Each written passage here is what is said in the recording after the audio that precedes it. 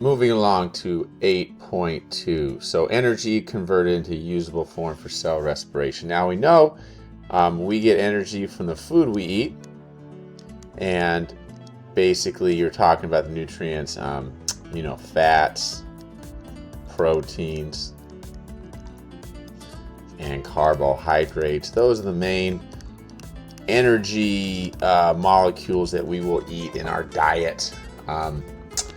And the only, the two that you need to have are fats and proteins. You can survive without any carbohydrates.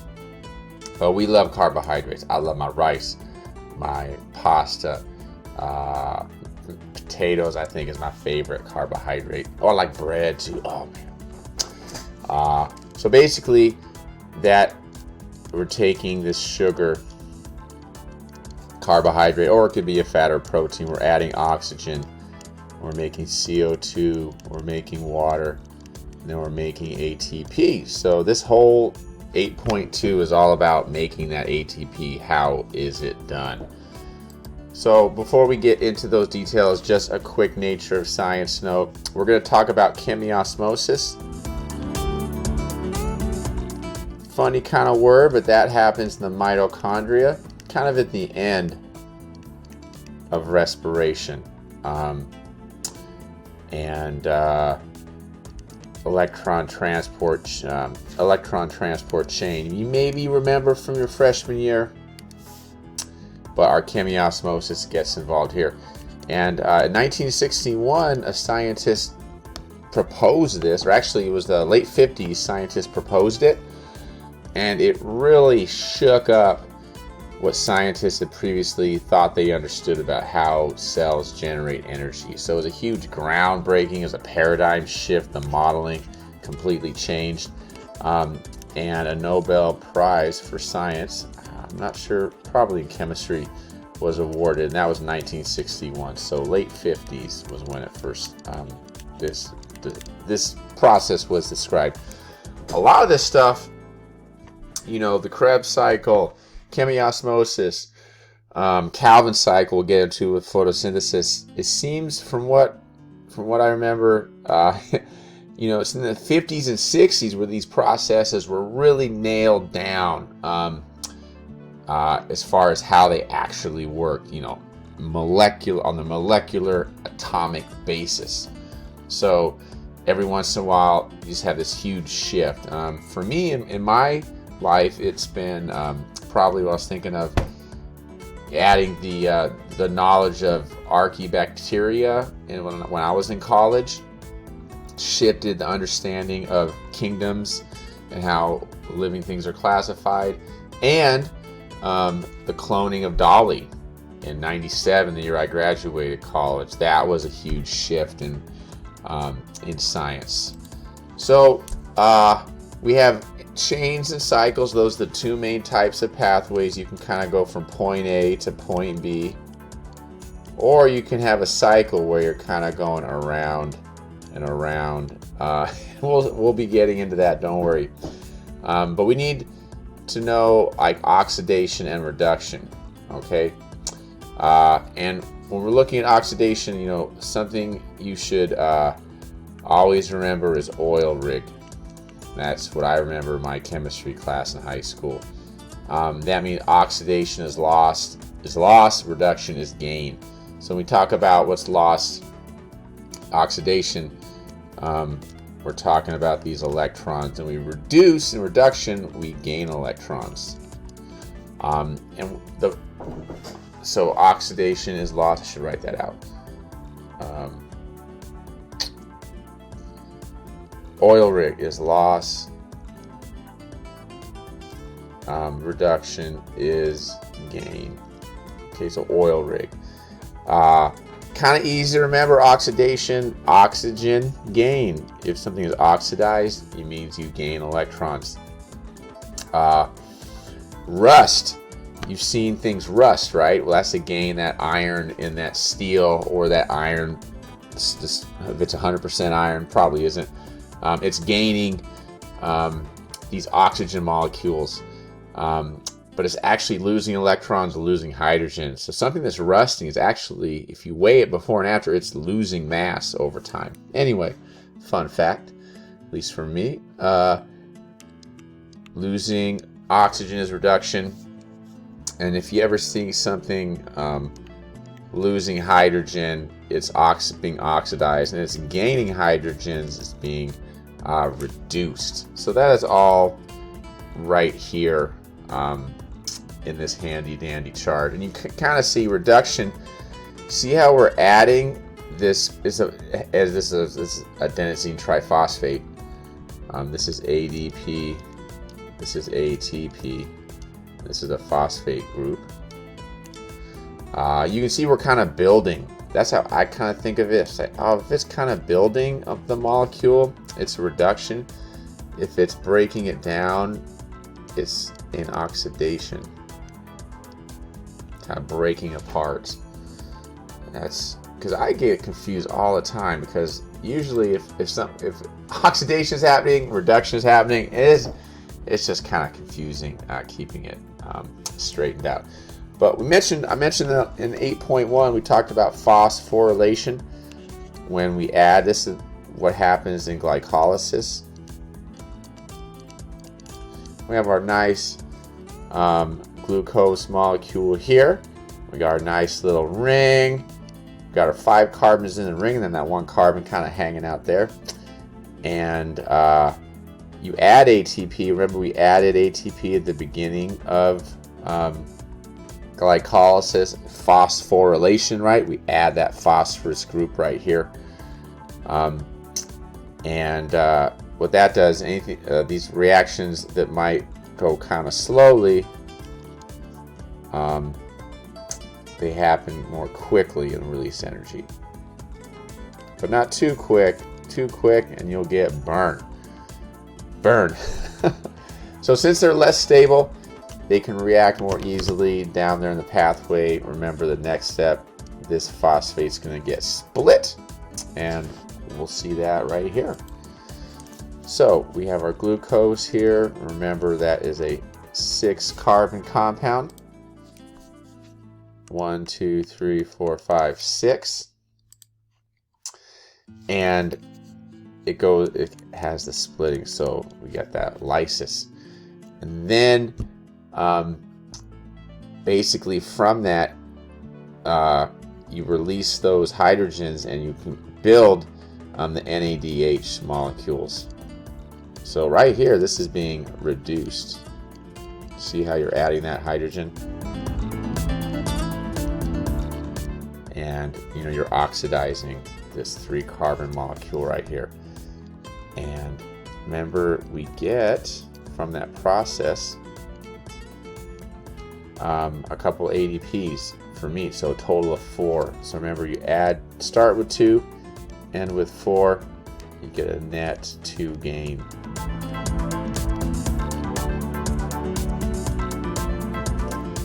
And of course, at the end, you get 2 molecules of pyruvate, both having 3 carbons.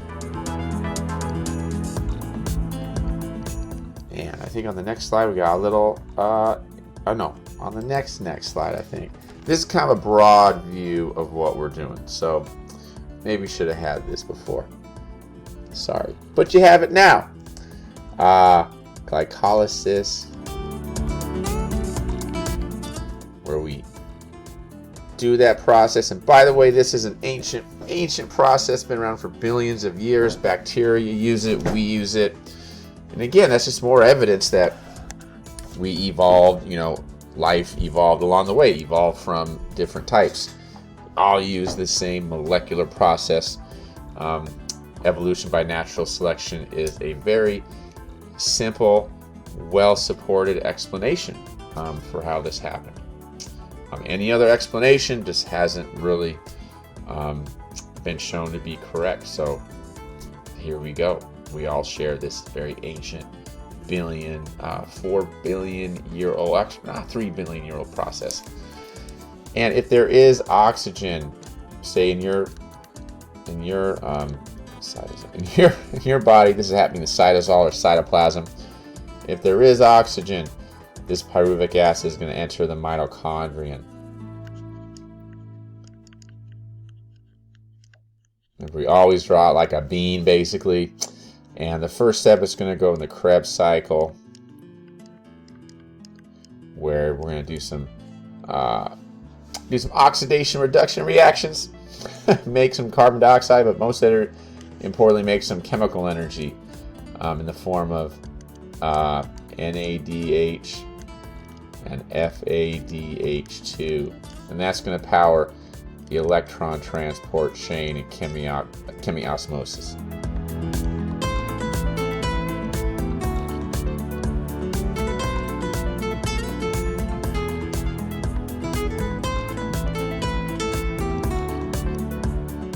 Can't really see that. Let me write that better.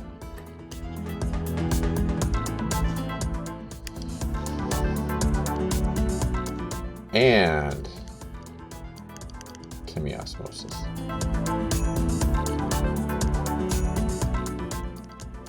So I was kind of confused when I was first learning this. I said, is it electron transport chain or is it chemiosmosis? It's both. They both drive each other, as we will see here. All right. I mentioned earlier, you get a little bit of ATP with no oxygen use, and that's useful for a lot of organisms, sometimes us. So if there's no oxygen available,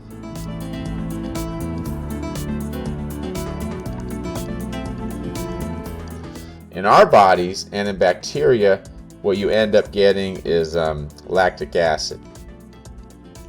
And this can be used again, reused to power the process. So it's not a waste product, it does get reused, but it's not energy. Your body doesn't use it for energy. And in yeast, you get alcohol or ethanol, which is a type of alcohol, and you get CO2. And that's what the beer and wine industry, any alcohol industry, uses this process right here to manufacture those products. But you can't have that oxygen available, or you won't be able to manufacture that ethanol. So this idea, this decarboxylated, means loss of carbon. So don't let that, and you can kind of like guess it, not from my handwriting, but you can kind of guess it by the word itself.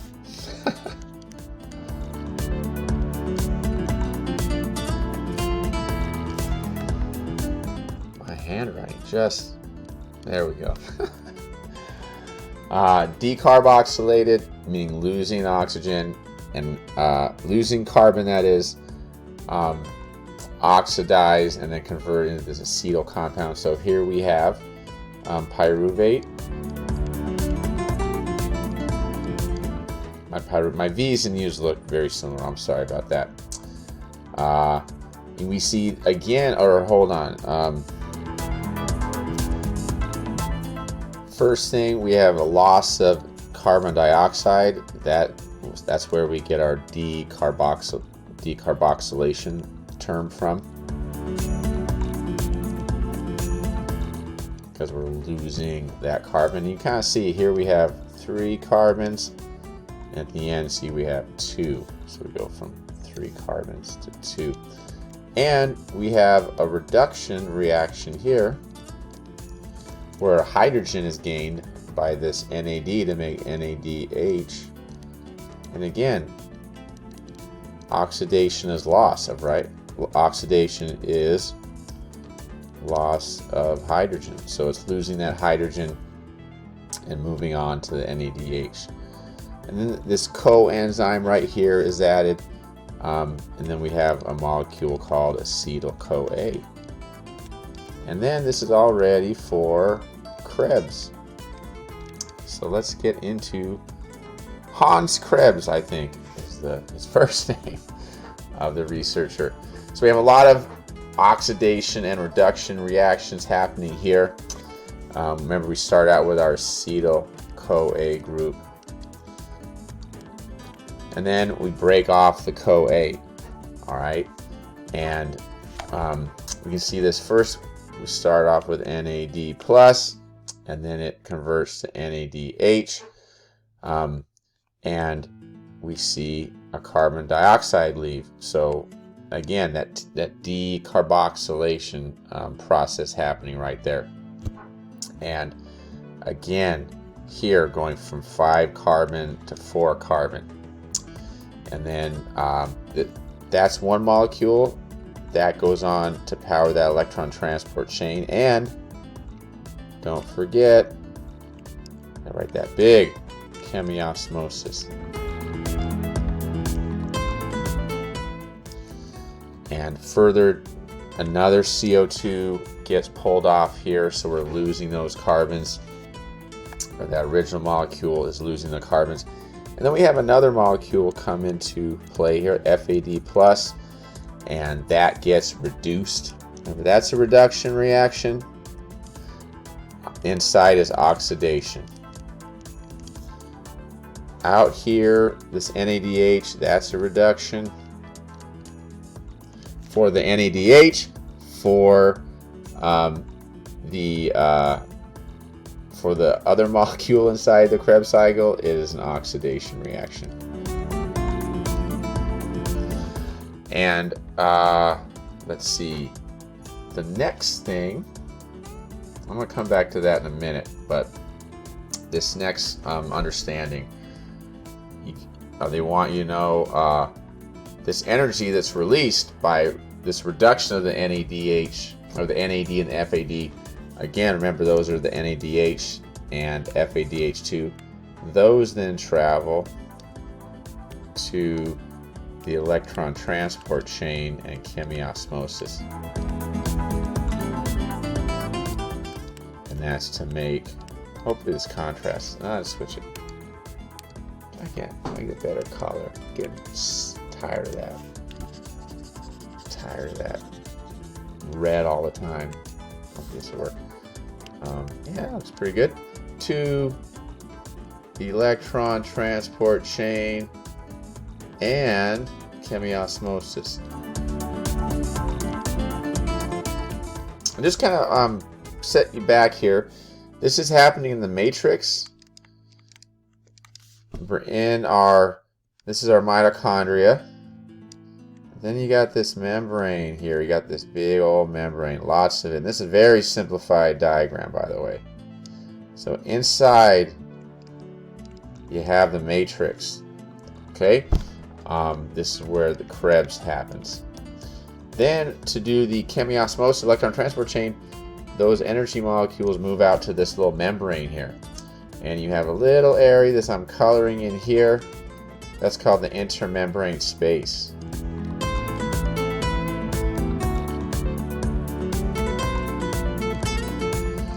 And this is where these molecules go to help pump hydrogens from the middle into that space. And then they get so concentrated in there, they come back through, and that makes the ATP. And we'll get in, but I just want to give you kind of a general sense of that, because I don't know, getting too particular here, we kind of lose sight of the big picture. This diagram, this process you see here, this is happening in the middle of the mitochondria in the matrix, and then they're going to send those molecules to this membrane where it can kind of pass these ions through and then back into the matrix to generate energy for the cell. Now this is kind of what I set up to kind of show you how you're oxidizing. That's probably not the bell. Go back to blue. How you're oxidizing, showing you how you're losing hydrogens. There we go. And what I want you to do is, look at the number of hydrogens. 1, 2, 3, 4, 5. You got 5 here. After this process, 1, 2, 3, 4. You got 4 hydrogens. So see how you lost a hydrogen? Remember, oxidation is loss of hydrogens or electrons. We often use them kind of interchangeably when we talk about that.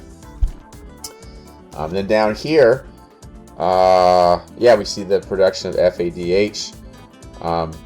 there's 4 hydrogens right there. And then here, there are, go down to 2 hydrogens. All right.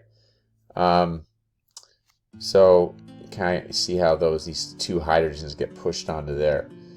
And then in this molecule, some water is added, which gives us 3 hydrogens.